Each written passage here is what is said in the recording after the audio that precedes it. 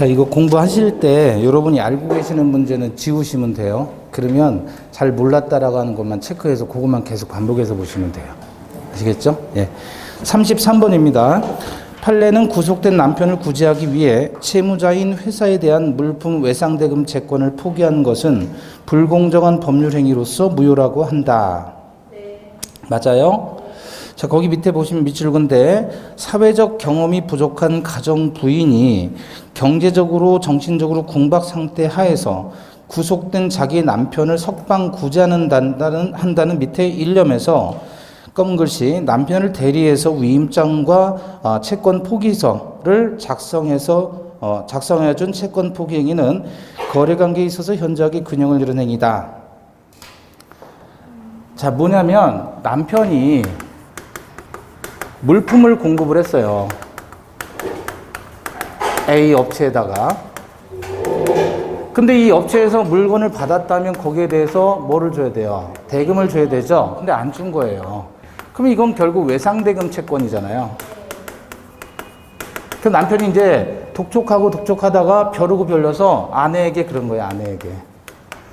내가 오늘 반드시 돈을 받아올 테니까 이따 저녁 때 우리 소고기국 끓여 먹자. 이렇게 얘기하고 나갔어요. 나갔는데 연락이 온 거예요. 어디서 왔냐면 경찰서에서 연락이 왔어요. 경찰서에서 연락이 왔어요. 그러니까 얘가 돈 받기 위해서 채무자한테 쫓아갔는데 거기서 이제 뭐를 한 거예요? 땡깡을 부린 거예요. 땡깡. 속칭. 그럼 이놈은 돈을 줘야 되는 입장인데 얘가 땡깡을 부리니까 얘를 바로 업무상 업무 방해죄로 현행범 고소를 해서 현행범 체포가 된 거예요. 체포가 되어서 구속이 된 거예요. 바로 현행범으로. 그러니까 어떻게 보면 요 놈이 양아치지, 양아치. 일부러. 그래서 함부로 가서 난리치거나 막 그러면 안 돼요. 욕하고 막 그러면 명예훼손 모욕죄까지 다 뒤집어 쓰는 거예요. 아, 그러니까 아내 입장에서 기다리는데 어디서 연락이 와요? 아, 경찰에서 연락이 오는 거예요. 이렇게 구속되면 가족한테 연락을 줘요. 그러니 얼마나 황당해요. 뭐죠? 멘붕 온 거죠. 우리 남편이 돈 받으러 갔는데 갑자기 구속이 됐더니. 그죠? 그런 상태에서 어떻게 해야 되느냐라고 하니까 이 사람들과 합의를 해라. 경찰에서 조언을 해준 거야. 합의하면 금방 나올 수 있다. 그럼 남편 빼내는데 정신적으로 궁박한 상태에서 그럼 어떻게 해야지 합의를 해줄 거냐 그랬더니 니네 남편이 우리 회사에 대해서 가지고 있는 채권이 있는데 채권 포기 각서에 사인을 해라. 그럼 우리가 합의를 해주겠다. 이렇게 얘기를 하는 거야. 그러니까 돈 떼먹은 놈이 돈 안 갚고 포기시켜버리는 거예요. 그래서 아내는 오케이 해서 해준 거예요. 그 남편이 나왔더니 남편이 뭐라 그래, 아내한테. 이 예편네가 누구 때문에 내가 이렇게 됐는데, 이렇게 나온 거 아니에요. 그래서 결국 소송을 건 거예요. 이거 불공정한 법률행위에 해당해서 무효이다. 판례는 무효라고 본 거예요, 아니라고 본 거예요? 무효라고 봤다, 그거예요. 무효라고 봤다. 자, 이제 그 얘기인데, 그러면 33번 판례 키워드는 구속된 남편. 그죠? 그리고 물품 외상대금 채권 포기. 이게 키워드예요. 우리는 이것을 어떻게 이름을 붙일까요? 내가 그의 이름을 불러주기 전에는 그는 다만 하나의 몸짓에 지나지 않은 거예요.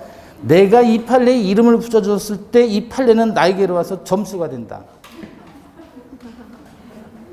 뭐예요, 이건? 양아치 사건. 양아치 사건. 자, 그런데 이 판례가 이렇게도 나와요. 유사 문제. 판례는 상대방이 있는 단독행위에 대해서도 불공정한 법률행위가 적용된다고 한다. 뭘 X의 유사 문제 맞는 거예요.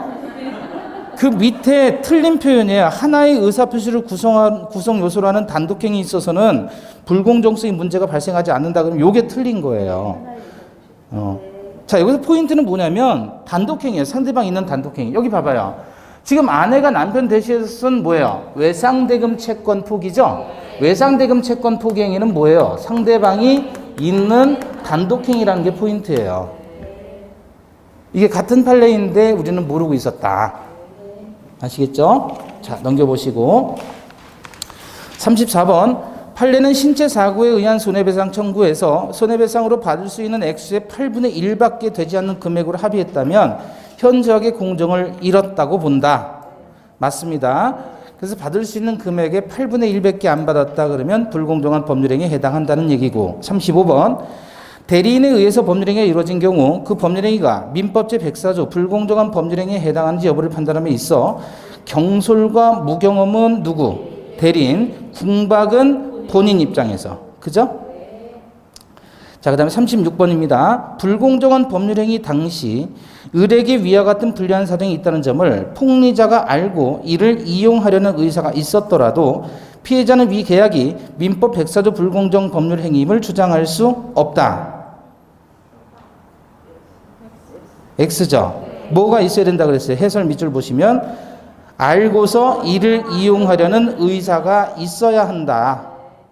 그러면 불공정한 법률행위 주장할 수 있다는 거죠. 그래서 틀린 표현 밑에 보시면 폭리자가 피해자의 궁박, 경솔, 무경의 사정을 알고서 이를 이용하려는 의사는 요하지 않는다. 그러면 틀린 표현이에요. 이걸 우리는 뭐라고 했죠? 피해자의 궁박, 경솔, 무경험이라는 사정을 알고서 이를 이용하려는 의사, 이걸 뭐라 그래요? 네? 폭리행위의 악의라고 했죠. 폭리행위의 악의. 37번입니다. 증여계약과 같이 아무런 대가관계 없이 당사자 일방이 상대방에게 일방적으로 급부를 하는 법률행위는 불공정한 법률행위가 적용될 수 없다. 맞아요? 그럼 여기서 키워드는 뭐죠? 증여계약 나오면 불공정한 법률에 적용 안 되는 겁니다. 자, 밑에 틀린 표현 보시죠. 기부행위 나왔어요. 기부행위. 증여계약이나 기부행위나 같은 거죠. 그러니까 기부행위 나왔어도 역시 불공정한 법률이 적용 안 됩니다. 근데 틀렸잖아요. 왜? 마지막 보시니까 법률행위에 해당할 수 있다 그래서. 그럼 여러분은 뭐를 포인트로 잡으냐면 증여계약이나 기부행위가 나왔다 그러면 중간 읽어보지 않아도 돼요. 끝으로 가서 불공정한 법률행위이다 아니다만 확인하면 돼요. 아시겠죠? 자, 38번입니다. 법률행위가 현저히 공정을 이뤘다고 하면 그것이 곧 궁박 경솔하게 이루어진 것으로 추정된다? X죠. 추정되지 않습니다. 39번. 매매계약이 불공정한 법률행위에 해당해서 무효인 경우에도 무효행위 전환에 따라 유효로 될 수 있지요. 그죠? 어떤 경우? 알박기 사건. 거기서 둘째 줄 보세요. 해설 둘째 줄. 체결한 매매계약이 매매대금의 과다로 말미암아 불공정한 법률행위에 해당하지만 그 매매대금을 적정한 금액으로 감액해서 매매계약의 유효성을 인정할 수 있다 그랬죠. 그래서 3억짜리를 30억에 팔아서 불공정한 법률에 해당했기 때문에 이때 3억 원으로 감액하면 유효로 인정해 주겠다 그랬습니다. 그래서 알박기 사건이에요. 40번 법률행위 해석은 당사자의 내심의 효과 의사를 확정하는 것을 원칙으로 하고 가상적 의사, 표시상의 효과 의사를 확정하는 것은 예외로 허용된다. 맞아요? 자, 여기 봐봐요. 감녀가 있고 을남 아들이 있어요. 그러면 감녀가 우리 아들 5,000원 줘야지라고 생각을 했는데 5만 원을 꺼낸 거예요. 그럼 의사표시가 일치하지 않죠. 그럼 이 표의자 입장에서는 의사표시가 5,000원이라고 주장을 할 거예요. 무슨 주의? 의사주의. 그런데 아들 입장에서는 바라보는 대로 5만 원을 받으니까 표시대로 의사가 확정된다. 무슨 주의? 표시주의 그래요. 그럼 의사주의에서 효과의사는 내심의 효과의사다라고 얘기를 하는 반면에 표시주의에서는 뭐라 그러죠? 표시상의 효과의사 또는 표시행위로부터 무한 추단된 효과의사다 이렇게 얘기를 하죠. 그럼 우리 판례는 표시주의 입장이에요, 의사주의 입장이에요?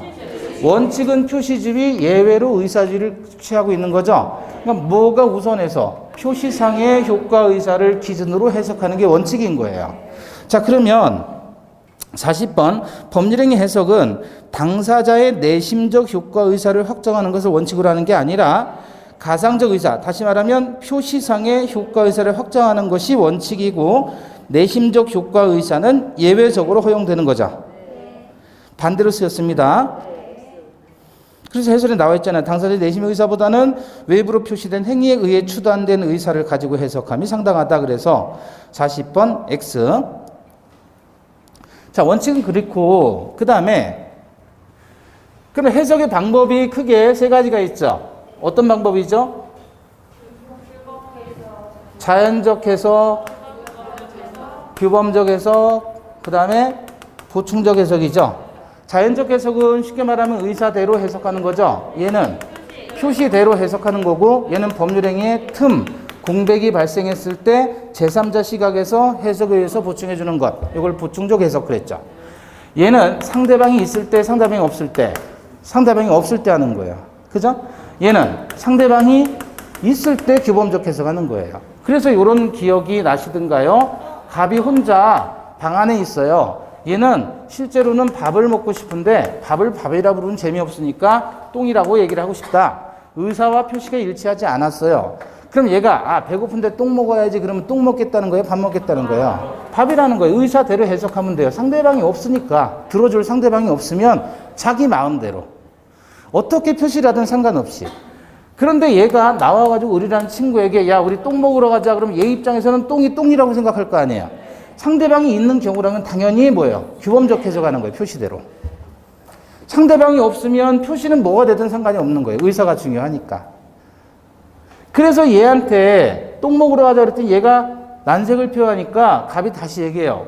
우리 사실은 밥을 그냥 똥이라고 불러주는 거야. 우리끼리는 그렇게 하자. 라고 이야기를 하면 얘는 그제서야 그래. 그럼 똥이라고 표시해도 그것은 뭐다? 밥이다라는 걸 알게 되지요. 즉 표의자의 진의를 상대방이 안 경우라면 상대방이 있더라도 상대방이 모르면 상관없지만 표의자의 진의를 안 경우라면 이때는 의사대로 해석해요? 표시대로 해석해요? 의사대로 해석한다. 그럼 의사대로 해석한다는 건 내심의 효과 의사를 기준으로 하는 거예요? 표시상의 효과 의사예요? 그렇죠. 내심의 효과 의사다. 자, 그래서 거기 비교 판례 보시면 의사표시 해석에 있어서 당사자의 진정한 의사를 상대방이 알았어요. 이 경우 의사표시는 내심의 효과 의사를 기준으로 해석해야 된다. 표시상의 효과 의사를 기준으로 해석한다. 그렇죠. 내심의 효과 의사.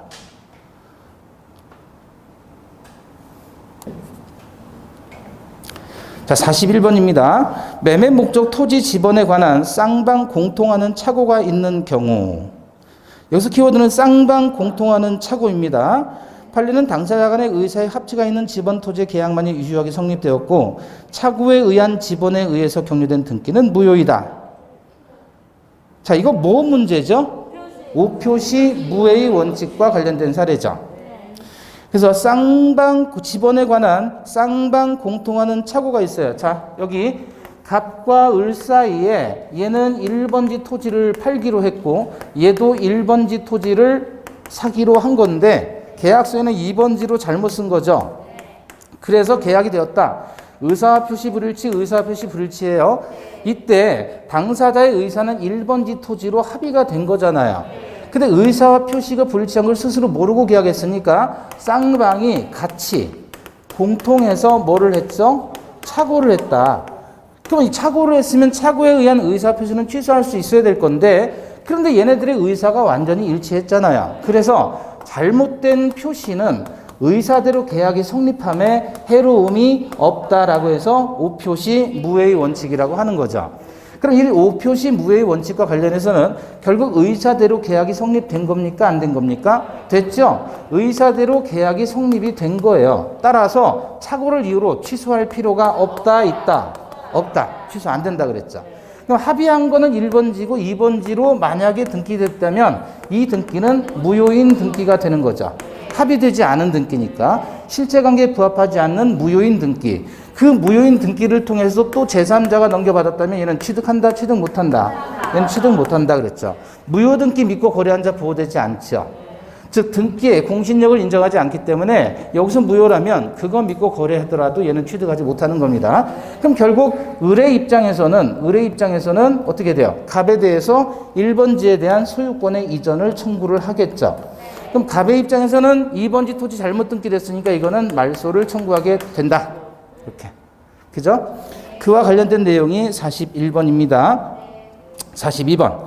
은행의 중재 아래 피인수 회사의 사장에 대해서 이 회사의 사장이 인수당하네요. 향후 6년 이상 명예회장으로 추대하고 모든 예우를 사장과 동일하게 한다는 내용의 약정서 말미에 최대한 노력하겠습니다 라고 문구를 부기했다면 이는 법적 구속력이 있는 약정에 해당한다, 해당하지 않는다? 해당하지 않는다. 그래서 최대한 노력하겠다 사건이에요. 넘겨보시고. 판례는 채권자 갑이 채무자 을로부터 금 36만 원만을 수령하면서 실제는 더 받을 것이 있는데도 영수증에 총한결이라고 문헌을 부기했다. 역시 총한결 사건이에요. 이렇게 문헌을 부기했다면 더 받을 것을 뭐한 것이다? 탕감한 것이다 라고 해서 무슨 해석? 규범적 해석 방법을 취합니다. 자연적이 아니라 규범적. 44번. 모든 경우의 화재에 대해 임차인의 손해를 부담하기로 한 특약은 불가항력의 경우까지를 포함한다. 맞지요? 다음에 45번. 임대인이 임대차 계약서의 단서 조항에 권리 금액의 기재 없이 단지 모든 권리금을 인정함이라는 기재를 했다고 해서 임대차 종료 시 임차인에게 권리금을 반환하겠다고 약정했다고 볼 수 없다 그랬죠. 이건 무슨 뜻이에요? 알아서 빼가라 그거죠. 임차권 양도에 동의를 해준다는 거예요. 그래서 이걸 줄여서 알아서 빼갈 이렇게. 알아서 빼갈. 46번. 법률상 또는 사실상의 장애로 자기 명의로 대출받을 수 없는 자를 위하여 대출금 채무자로서의 명의를 빌려준 자에게는 그와 같은 채무 부담의 의사가 없는 것이므로 그 의사 표시는 비진의 표시에 해당한다. 맞아요? X입니다. 비진의 표시에 해당하지 않습니다. 자, 여기서 우리 명의 대여다. 명의를 대여하는데 대출과 관련했죠. 그러면 이건 무조건 유효예요. 명의 빌려주면 100% 유효입니다. 아시겠죠? 그러니까 명의를 빌려서 대출을 받는다라는 판례가 나왔다 그러면 이거는 다 비진의 표시 아니다 그래요. 유효예요. 유효. 아시겠죠? 네. 자, 그래서 유사 문제 보시면 어쨌든 법률상 사실상 장애로 자기 명의로 대출받을 수 없는 자를 위해서 대출금 채무자로서 명의를 빌려준 자에게는 그와 같은 채무 부담의 의사가 없는 것이므로 그 의사 표시는 비진의 표시에 해당하지 않는다. 은행 대출 한돈 없는 갑을 위해 을이 은행 대출 약정서의 주채무자로 서명 날인했을 때 은행이 이런 사정을 알았더라도 을은 원칙적으로 대출금 반환 채무를 진다. 그러니까 무효로 가면 안 되고 비진의 표시라고 해도 안 됩니다. 그런데 거기 틀린 표현 보면 대출 절차상 편의를 위해서 명의를 빌려준 자가 채무 부담의 의사를 가졌더라도 그 의사 표시는 비진의 표시다 그러면 틀려요. 아시겠죠? 그러니까 대출 나왔을 때 이렇게 나오면 무조건 비진의 표시 아닌데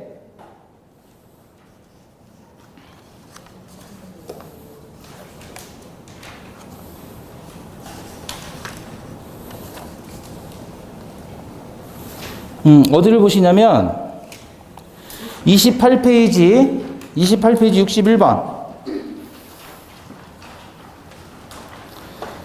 28페이지 61번 보시면 동일인 대출 한도를 제한한 법령을 회피하기 위해 실질적인 주채무자가 실제 대출을 받고자 하는 채무액에 대해 금융기관의 양해하에 형식상 제3자 명의를 빌려 체결된 대출 약정은 통정허위 표시에 해당하는 무효인 법률행위다 그러면 이건 맞아요. 그럼 키워드는 뭐죠? 양해. 자, 이것도 대출이죠. 타인 명의로 대출하는데 뭐 나왔어요? 양해 나오면 중간에 볼 것도 없어요. 끝으로 가서 바로 무효. 양해 동그라미 하시고 끝으로 가서 무효. 그래서 화살표 쫙 뽑으셔요. 그래서 쓰세요. 양해라는 두 글자는 무효! 이렇게. 아시겠죠? 양해라는 두 글자는 무효! 그럼 다시 21페이지 와보시면 46번부터 쫙 보시면 여기 양해 있어요? 없어요? 21페이지 와보시면 46번에서 유사 문제까지 다 양해라는 말 없죠? 양해라는 말 없으면 다 비진의 표시 아닌 거예요. 근데 양해라는 두 글자가 나왔다. 그러면 무조건 무효. 아시겠죠? 넘겨보시고 47페이지. 자립학교법상 제한규정 때문에 교직원 등의 명의를 빌려서 한 학교법인에 돈 빌리는 차금 행위는 비진의 표시이다 아니다. 이것도 명의 빌린 거죠? 자, 여러분 봐봐요. 명의 빌리면 무조건 책임져야 됩니다. 유효예요, 유효. 따라서 비진의 표시에 해당한다, 안 한다? 안 한다. 사립학교가 돈을 빌리기 위해서 사립학교 재단 이사장이 있을 거 아니에요. 이자가 돈을 만들어야 되는데 돈이 없는 거예요. 그래서 대출을 받고자 하는데 학교 명의로 대출을 받을 수가 없는 거예요. 사립학교 법상의 제한 때문에. 그죠? 그럼 어떻게 해요? 교직원들한테 돈 빌자고 한 거예요. 니들 이름으로. 예? 그랬을 때 교직원들이 책임진다, 안 진다? 진다. 비진의 표시 아니다, 그거예요.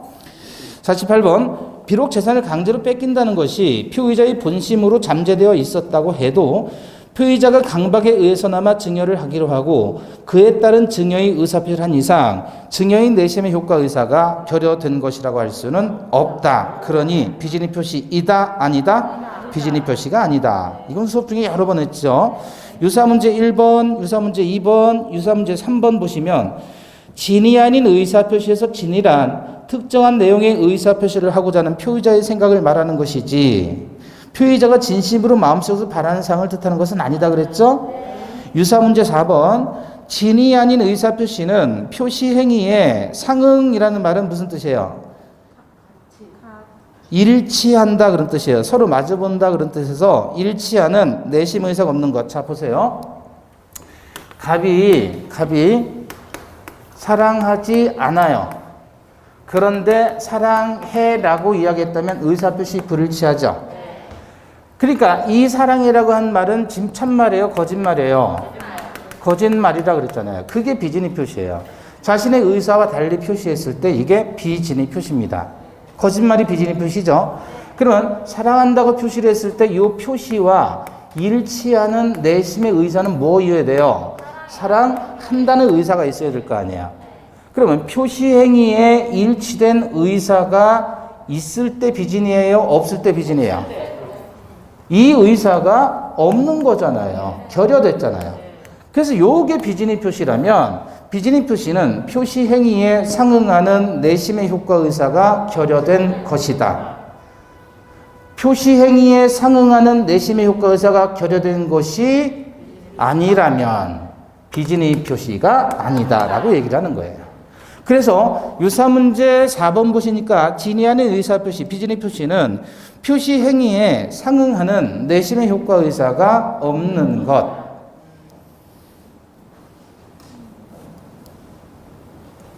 유사문제 5번 비록 표의자가 의사표시 내용을 진정으로 마음속에서 바라지는 아니하였더라도 당시 상황에서 그것이 최선이라고 판단해서 의사표시를 했을 경우 이를 내심의 효과 의사가 결여된 진이 아닌 의사표시라고 할 수 없다. 그러니까 비진의 표시가 아니다. 다 같은 표현입니다. 비교해서 보시고요. 49번 사용자가 사직에 의사 없는 근로자로 하여금 사직서를 작성 제출하게 한 다음 이를 수리해서 근로계약 관계를 종료시키는 경우 진이 아닌 의사표시가 성립할 수 있다. 맞지요? 대표적인 비진의 표시 사례 사직원 제출. 자, 유사문제 보시죠. 근로자가 실제는 동일한 사업주를 위해서 계속 근무하면서 형식상 일당 퇴직했다가 다시 임용되는 형식을 취한 경우 그 퇴직의 의사표시는 비진의 표시로서 무효이다. 왜냐하면 사업주가 알았거나 알 수 있었잖아요. 자, 틀린 표현. 사용자가 사직에 의사 없는 근로자로 하여금 사직서를 작성 제출하게 한 다음에 이를 수리해서 근로계약 관계를 종료시키는 경우 진이 아닌 의사표시가 성립할 수 없다. 그래서 틀린 거예요. 있지요. 왜냐하면 사용자가 사직에 의사 없는 근로자로 하여금 사직서를 작성 제출하게 했다는 말은 사용자가 근로자의 의사가 뭐였다는 것을 진이가 아니었다는 사실을 알 수 있는 경우잖아요. 그죠? 예. 넘겨보시고 50번 무리를 일으킨 사립대학교 조교수가 키워드예요. 무리를 일으킨 사립대학교 조교수 우리 수업 중에도 여러 번 다루었죠. 그러면 이거는 유효이다 아니면 무효이다? 유효이다. 그래서 둘째 줄 끝에 이사회에서 그러한 사실을 알았거나 알 수 있었을 경우가 아닌 경우니까 따라서 유효입니다. 의사표시에 따라 효력이 발생한다. 결국 사직된 거 안 된 거? 사직된 겁니다. 51번 자, 공무원이 사직의 의사표시를 해서 키워드 의원 면직 처분. 의원 면직 처분. 요게 키워드죠? 그럼 의원 면직 처분 나왔을 때 이 의원은 국회의원, 시의회 의원 그런 게 아니라 원한 바에 의해서 면직된 거죠. 수사기관의 강박에 의해서 어쩔 수 없이 사직서를 작성하게 된 공무원입니다. 그럼 이런 경우에 비진의 표시에 관한 민법 107조가 적용된다 안 된다? 적용되지 않는다 그랬죠. 왜냐하면 공법상 행위에 해당하므로. 자, 그래서 해설에서 밑에서 둘째 줄 보시면 성질상 사직의 의사표시와 같은 사인의 무슨 행위? 공법행위에는 준용되지 아니하므로 그랬어요. 민법의 규정은 공법상 행위에 적용되지 않는다라고 표현하는 겁니다. 유사 문제 보시면 공무원의 사직의 의사표시와 같은 사인의 공법행위에는 진이 아닌 의사표시에 관한 규정이 적용되지 않는다. 근데 틀린 표현 보시니까 공무원이 사직의 의사표시를 해서 의원 면직 처분이 이루어진 경우 사직원 제출자의 내심의 의사가 사직할 뜻이 아니었다면 진이 아닌 의사표시에 관한 민법 107조가 준용된다 그러면 땡. 그죠? 예. 52번입니다. 통정한 허위표시에 의한 법률행위는 무효이나 채권자 취소권의 대상이 될 수 있다. 맞아요? 그래서 우리 수업 중에 이것을 우리는 무효와 취소의 이중효라고 했죠. 무효와 취소의 이중효. 그래서 채무자의 법률행위가 통정 허위표시인 경우에도 채권자 취소권의 대상이 된다 그랬습니다. 그래서 통정 허위표시는 무효인데도 불구하고 채권자가 취소할 수 있다 그 얘기입니다. 그 다음 53번. 종중이 탈법의 목적 없이 그 보유 부동산을 타인에게 명의신탁하면서 종중 명의로 소유권 이전되기 청구권 보존을 위한 가등기를 격려했을 때 그와 같은 가등기를 하기로 하는 합의는 통정한 허위표시로서 무효이다.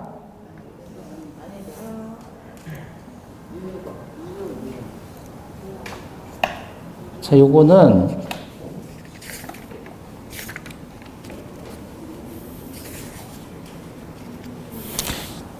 거기다 쓰세요. 옆에다 77페이지 156번. 다시 77페이지 156번에다가 77페이지 156번 펴시고요. 덮지 마시고 156번 옆에다가 25페이지 53번.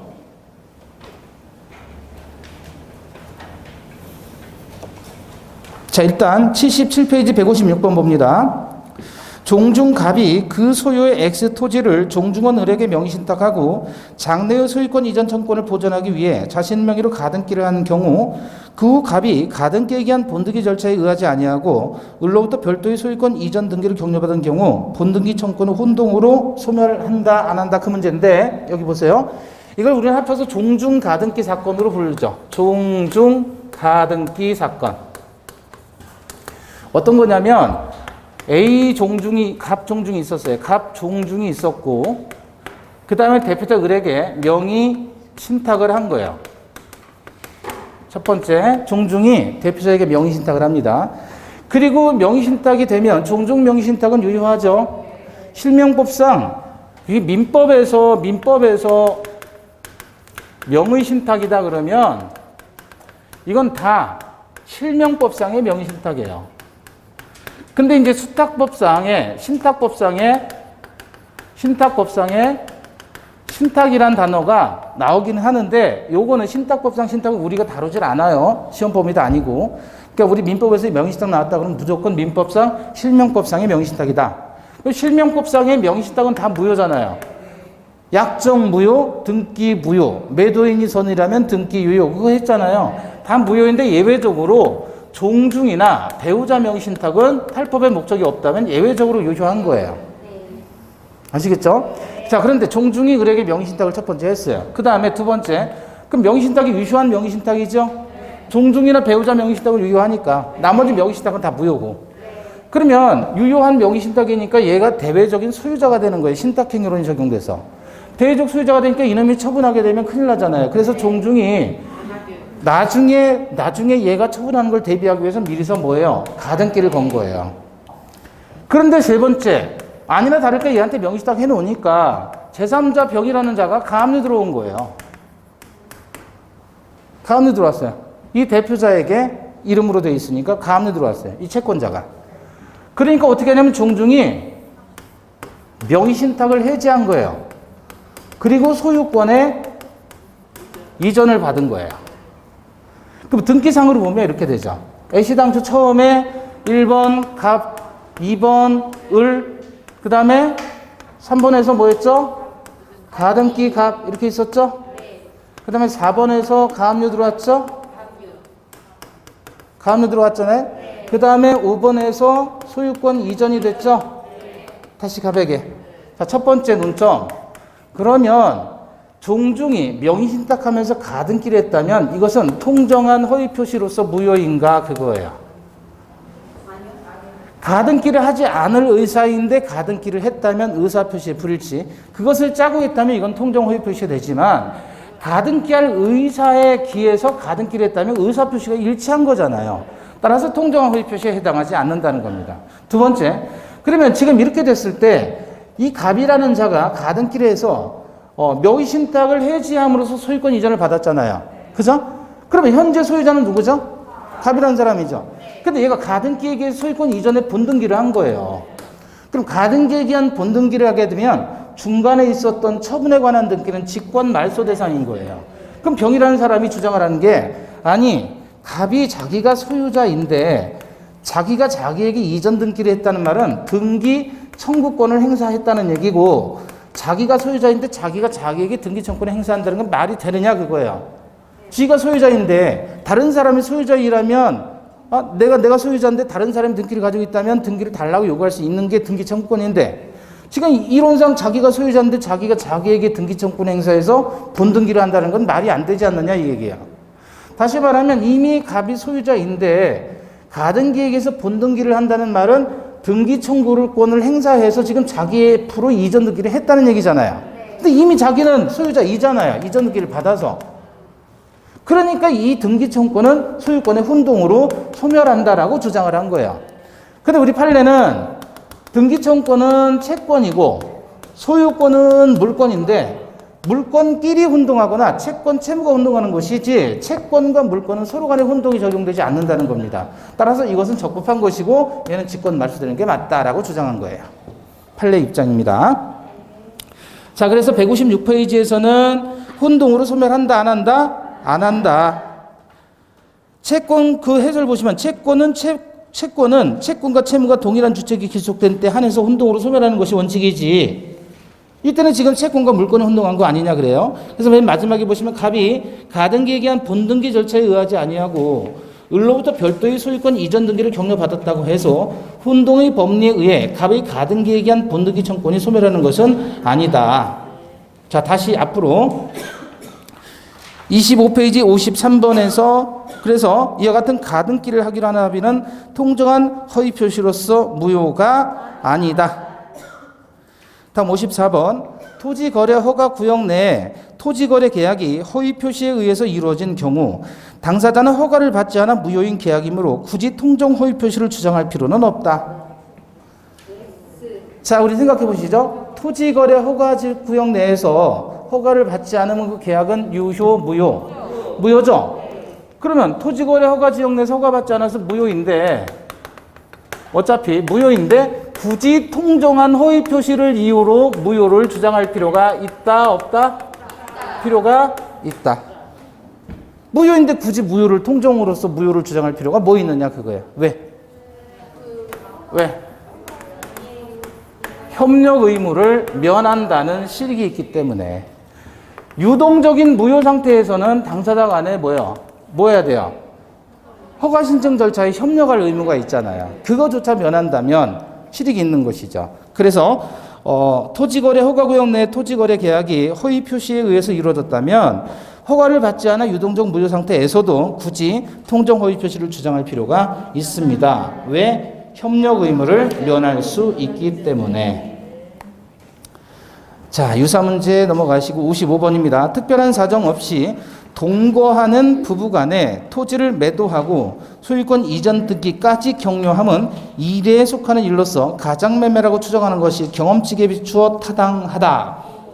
그렇죠? 아직 같이 사는 부부끼리 매매를 원인으로 소유권 이전을 해줬다. 그럼 정말 돈 받고 줬을까요? 아닐 것이다. 그것은 뭐란 말이에요? 근거가 경험칙이다. 경험칙. 경험칙은 뭐예요? 경험칙. 이 칙자가 무슨 칙이에요? 법칙자예요. 법칙. 경험 법칙이라는 말이에요. 쉽게 말하면 이 경험칙은 누구나 경험하다 보면 알 수 있는 자연적인 법칙이다. 그거죠.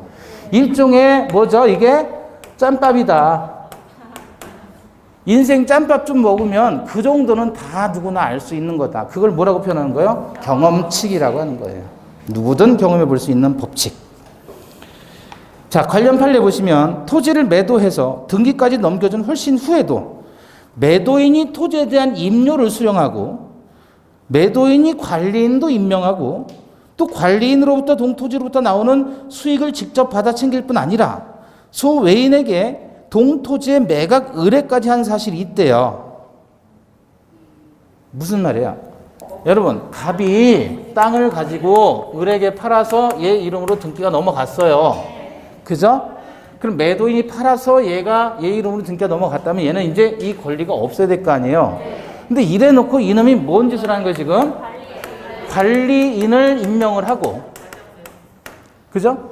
그 관리인이 세를 받으면 그 세를 지가 받고 또 다른 사람에게 매각을 의뢰를 했다? 얘가 직거니까 그런 거 아니겠어요? 그럼 이 등기 넘어간 건 뭐단 말이에요? 통정한 허위 표시다. 그쵸?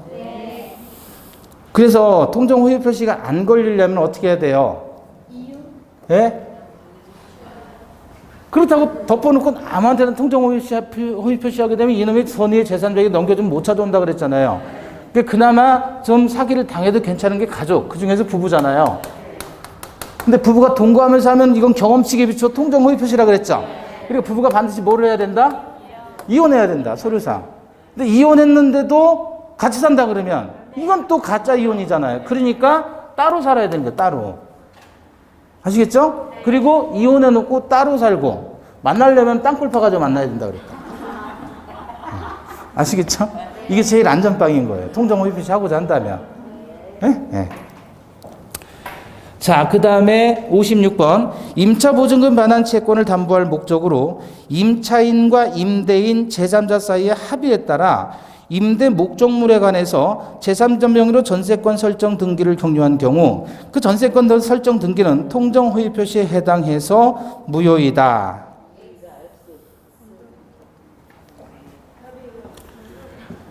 자, 어떤 거냐면 갑이 임대인이고 을이 임차인이에요. 건물에 대해서 임대차를 한 거예요. 그리고 얘가 병으로부터 돈을 1억 원을 빌린 거예요. 그래서 장사를 해요. 문제는 이 병이라는 사람이 얘한테 돈을 빌려줬는데 얘는 얘한테 1억 원의 보증금을 준 거예요.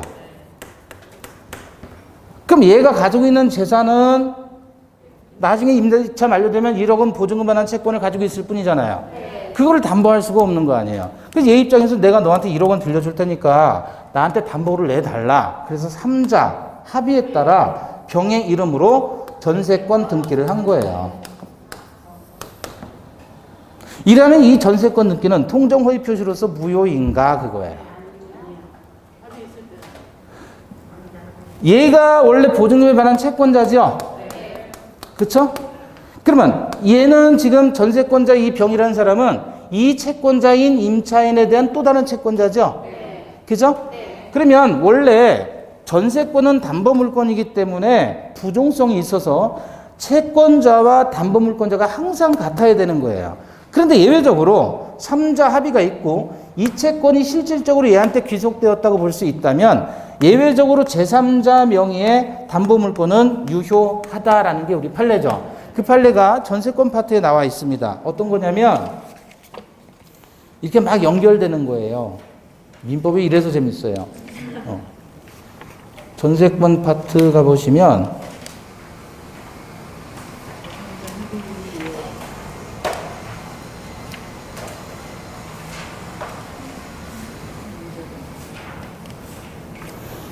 (114페이지에)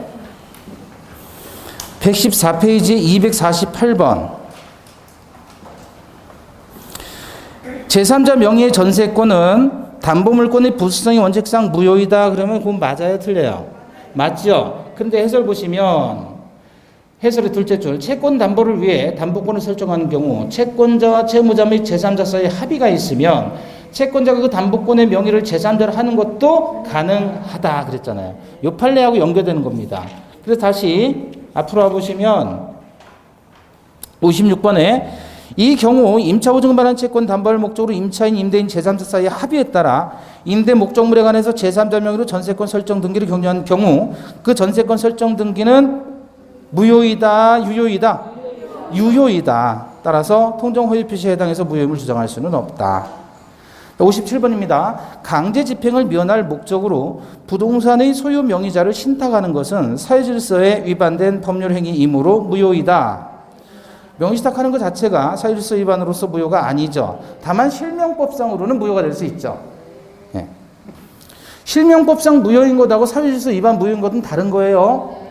그럼 봐봐요. 사회질서 위반일 때는 103조 위반으로서 무효라고 하는 거고 실명법상의 명의신탁이 무효라는 것은 실명법 4조에 따라서 무효라는 거 아니에요? 이거는 실명법 4조에 따라서 무효다. 이거는 강행규정의 문제고 얘는 사회질서 위반의 문제예요, 그냥.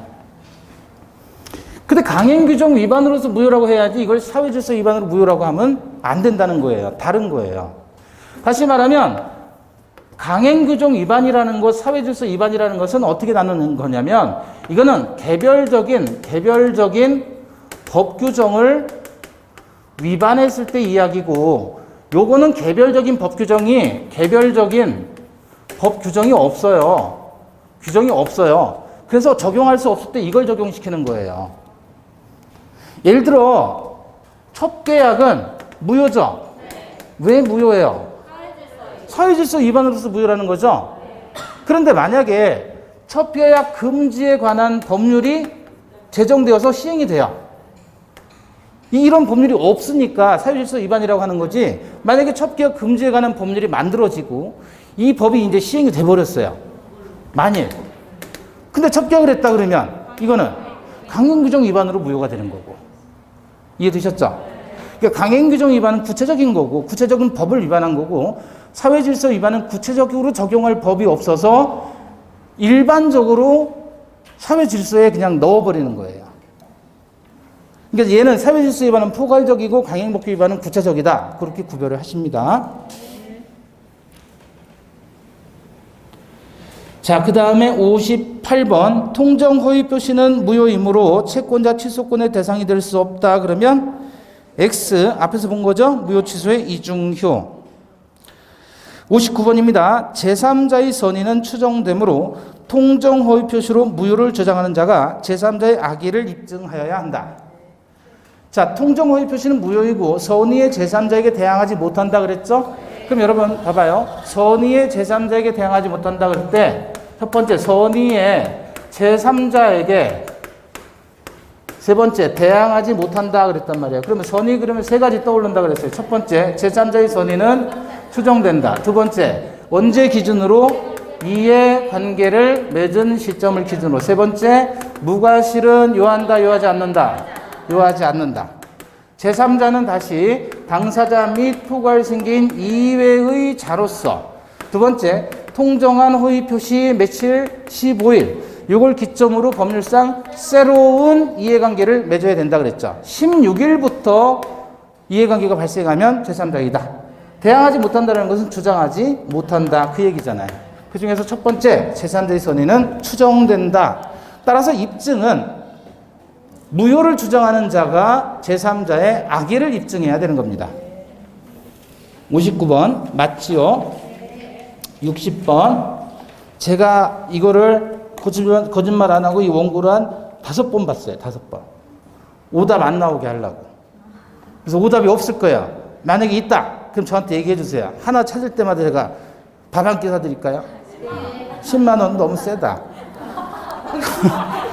좋아. 하나 찾으면 10,000원. 하나에 10,000원. 오답 없을 거예요. 자, 60번. 채권담보 목적으로 부동산에 관해 매매의 형식을 좋아 10만 원에 아이씨 5번 봤으니까 10만 원에요 그럼. 한 사람만 한 사람이 했는데 그걸 가지고 딴 사람이 하면 그건 안 되잖아요. 선착순 한 사람이 선착순. 자 60번입니다. 채권담보 목적으로 부동산에 관해 매매 형식을 취하여 채권자에게 인도 내지 소유권 이전 등기를 하여 주는 법률 행위는 허위 표시로서 무효이다. 자, 채권담보 목적으로 부동산에 관해 매매 형식을 취해서 채권자에게 인도 내지는 소유권 이전 등기를 해주는 법률 행위를 밑에 뭐라고 써 있습니까? 양도담보라고 해요. 양도담보를 우리 어디서 들어봤죠? 가등기담보법에서 들어봤잖아요. 이거 봐봐요. 갑소유 부동산이 2억이에요. 2억짜리인데 을이 갑에게 1억 원을 빌려줬어요. 그럼 금전 소비 대차를 한 거예요. 그러면 이 채권자가 담보를 취득해야 되는데 일반적인 담보는 부동산에 대해서 저당권 취득하잖아요. 근데 그러지 않고요. 2억짜리에 대한 소유권의 이전을 받는 거예요. 소유권 이전을 받아요. 소유권 이전 등기를 받는 거예요. 그러면 소유권이 이전됐으니까 뭐 된 거죠? 양도된 거잖아요. 소유권 이전이 양도예요. 그런데 실제 다채권을 담보할 목적으로 소유권 이전받았기 때문에 얘를 우리는 양도담보라고 하는 겁니다. 근데 양도했다가 나중에 돈을 갚으면 이제 양도한 등기 말소해주면 되는 거잖아요. 그죠? 얘 입장에서는 채권을 다 확실히 담보하기 위해서 소유권을 이전받으면 나중에 이거 처분해가지고 지가 돈을 받아올 수 있잖아요. 채권 해소가 쉽잖아요. 근데 이렇게 했는데 얘가 돈을 갚으면 이거 말소해줘야 될 거 아니에요? 그러면 취득했을 때 괜히 취득세만 내더란 말이에요. 그래서 돈 빌려주고 소유권 이전은 나중에 받고요. 가등기만 걸습니다. 가등기. 소유권 이전을 위한 가등기를 하고 나중에 가등기를 했다가 돈을 제때 안 갚았다 그러면 그때 소유권 이전에 돈 등기를 해버림으로써 소유권 취득한다. 이런 형태의 담보를 뭐라 그래요? 가등기 담보. 가등기 담보나 양도 담보 두 가지가 가등기 담보 등에 관한 법률에서 규제하는 겁니다. 그래서 이거는 통정한 허위 표시로서 무효입니까? 아닙니까? 아니에요. 자, 양도 담보라고 했을 때 또는 가등기 담보라고 했을 때 이거는 실질이고 요거는 형식인 거예요. 형식은 양도의 형식이나 소유권 이전을 위한 가등기 형식이지만 실제로는 다 담보물권, 즉 저당권하고 같은 담보물권에 해당한다. 다만 민법이 없기 때문에 얘네들을 우리는 비전형 담보라고 이야기를 하는 거죠. 우리 이제 수업 중에 공부할 때는 총치 끝나고 물권 끝나고 채권 끝나고 민사특별법 다 따로따로 돌잖아요. 근데 판례로 오니까 이게 총칙 물권 채권이 없어요. 다 묶이는 거예요. 다. 아시겠죠? 그게 민법의 재미인 거예요.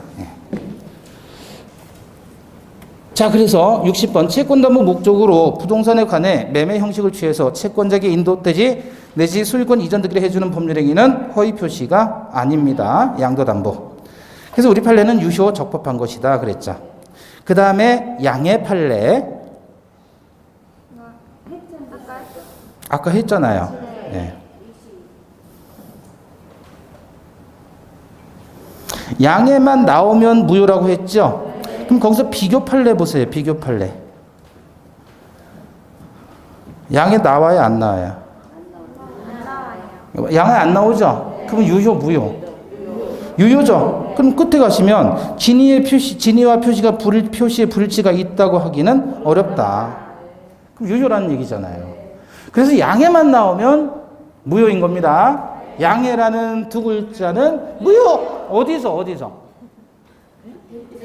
그렇죠. 대출해서 남의 이름으로 대출해서 아무 때나 그냥 그러지 말고.